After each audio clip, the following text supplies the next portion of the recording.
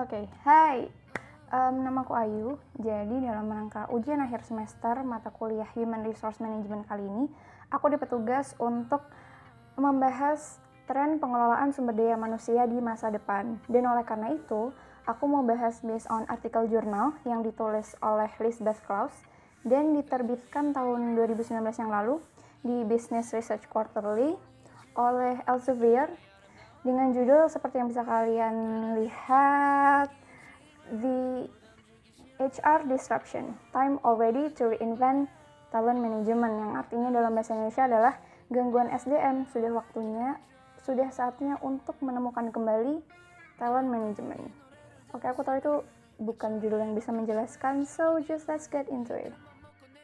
So, kita tahu perubahan cepat dalam demografi, teknologi, globalisasi itu benar-benar punya implikasi atau dampak yang besar untuk pekerjaan. Nah, di sini aku mau coba ajak kalian untuk membayangkan the future of work atau gimana sih kondisi pekerjaan di masa depan, terutama yang berkaitan dengan praktik human resource management dan talent management. Yang pertama adalah kondisi ketika calon pekerja itu nggak perlu lagi mengumpulkan resume atau CV untuk mendaftar pekerjaan, karena antara udah ada yang namanya platform CV online seperti LinkedIn, atau besok mungkin ada teknologi-teknologi canggih yang bisa mendeteksi kita. Yang kedua dan yang ketiga, ini tentang hot topic tentang artificial intelligence, di mana artificial intelligence itu bahkan udah menggantikan praktik HR recruiter, udah menggantikan praktik human resource management, di mana orang itu nggak perlu lagi ketika melamar diwawancara langsung oleh HR recruiter, tapi bisa oleh artificial intelligence. Kondisi selanjutnya adalah kondisi ketika email nggak lagi dianggap sebagai sarana komunikasi yang update. Email udah dianggap basi untuk berkomunikasi, even itu oleh company-company yang besar.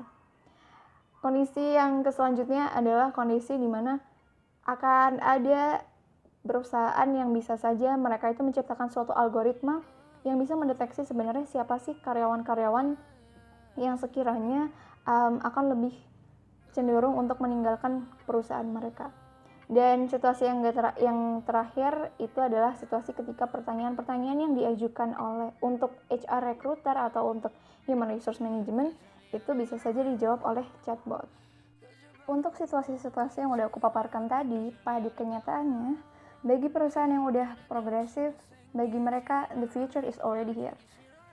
Mereka udah hidup di apa yang kita sebut dengan masa depan, dan mereka terus berkembang, karena memang nggak bisa dipungkiri perkembangan talent management itu nggak cuma menciptakan yang namanya tantangan, tetapi juga opportunity atau kesempatan, dan itu yang nantinya akan kita bahas lebih dalam. Tapi sebelumnya aku mau memberikan sedikit abstrak yang akan menggambarkan secara singkat sebenarnya poin penting apa sih yang akan kita bahas berdasarkan narasi yang udah aku kasih tadi.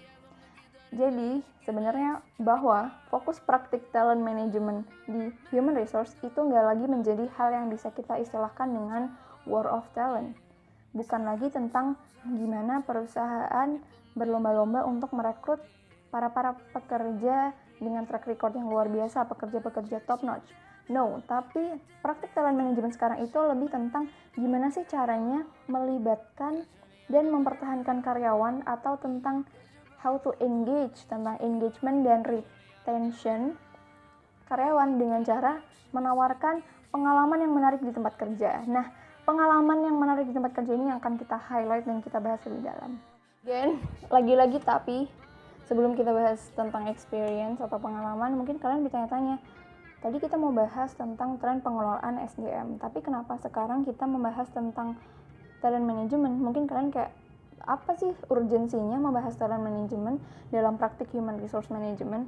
Nah, bisa kalian lihat sebenarnya di dalam human resource itu ada 4 kategori responsibilities, dan talent management saat ini itu diartikan sebagai serangkaian strategi organisasi yang menggunakan sumber daya manusia untuk mencapai keunggulan kompetitif.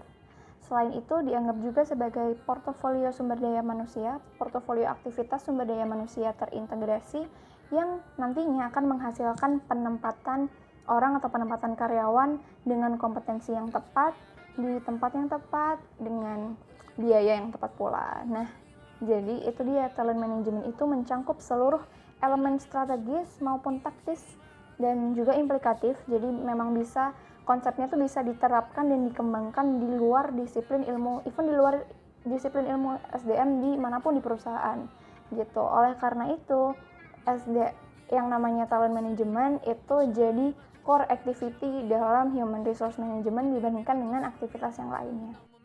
Pastinya sebagai aktivitas inti dari human resource management, talent management itu menghadapi berbagai macam tantangan, dan tantangan yang sedang dihadapi sekarang adalah disruption challenges atau tantangan gangguan dan perubahan yang cepat, yang tidak lain tidak bukan disebabkan oleh revolusi industri 4.0, yang dimana revolusi industri itu menciptakan sebuah dinamika baru dan perubahan baru yang amat kompleks yang akhirnya menimbulkan tantangan-tantangan dalam praktik talent management. Oleh Elizabeth Klaus, tantangan itu di breakdown dalam 3 level, micro level, meso level, dan makro. Nah, yang pertama tantangan pada micro level atau tantangan pada level-level pekerja, di mana sekarang itu pekerja ditekan untuk berpindah menuju konsep sharing ekonomi yang sekarang ini sudah sangat marak. Contohnya seperti praktik usahanya Airbnb. Kemudian yang kedua, kita sekarang sudah mulai work from anywhere, kenapa lagi kalau bukan karena COVID-19. Yang ketiga, udah cukup lama menjadi hot topic, again, robotization dan artificial intelligence sudah mulai banyak menggantikan praktik kerja di dalam lini apapun di dunia ini. Dan yang terakhir, generasi milenial ini sepertinya berdasarkan penelitian adalah generasi yang lebih suka bekerja secara fleksibel dan mereka lebih suka gaya pekerjaan yang freelance. Makanya generasi milenial ini cenderung lebih mudah meninggalkan perusahaan-perusahaan yang menurut mereka itu menyesakan mereka dan membuat mereka overwork tanpa mendapat apresiasi yang cukup. Tantangan yang kedua adalah tantangan meso level. Tantangan meso level ini disimpulkan oleh Jacob Morgan tentang bagaimana setiap revolusi industri memengaruhi praktik human resource management. Ada 4 kali revolusi industri. Revolusi industri yang pertama, it's all about utility, dan sebenarnya apa sih yang dibutuhkan oleh manusia untuk melakukan pekerjaan. Pada revolusi industri yang kedua, revolusi teknologi, ini tentang produktivitas, tentang apa yang mereka butuhkan untuk bekerja lebih baik dan lebih cepat.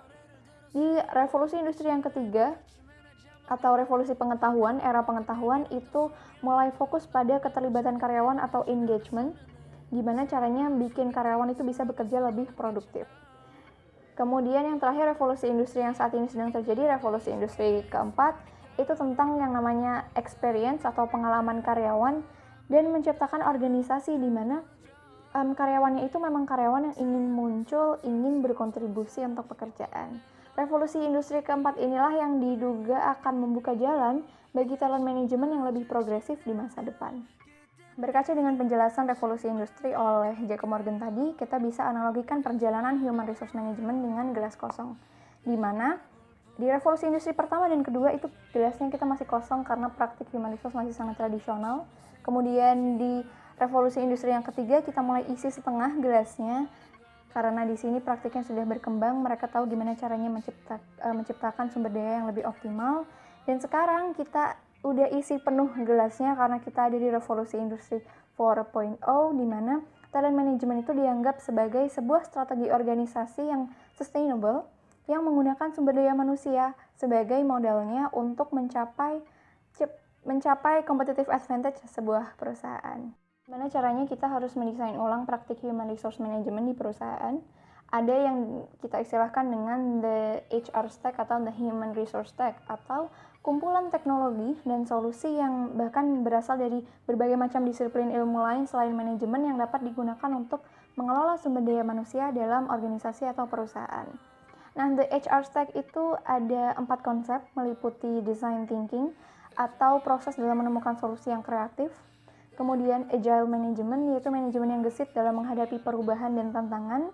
Behavioral economic atau psikologi ekonomi yang dianggap itu dapat membantu HR untuk menemukan solusi yang lebih tepat baik untuk perusahaan maupun untuk karyawan. Dan analytics, karena everything have to be based on data sekarang, jadi analisis yang didasarkan oleh data. So, intinya sekarang kita sedang menghadapi suatu tantangan dan sebenarnya itu masih akan menjadi tantangan kita even in the future, tentang gimana sih caranya kita meredesain ulang praktik human resource management kita supaya lebih progresif dan lebih adaptatif. And I think that's all what I can say. Let's work towards the more progressive HR in the future. Dan I hope this video helps you to understand gimana sih tren pengelolaan human resource management di masa depan. I'll see you when I see you. Dadah.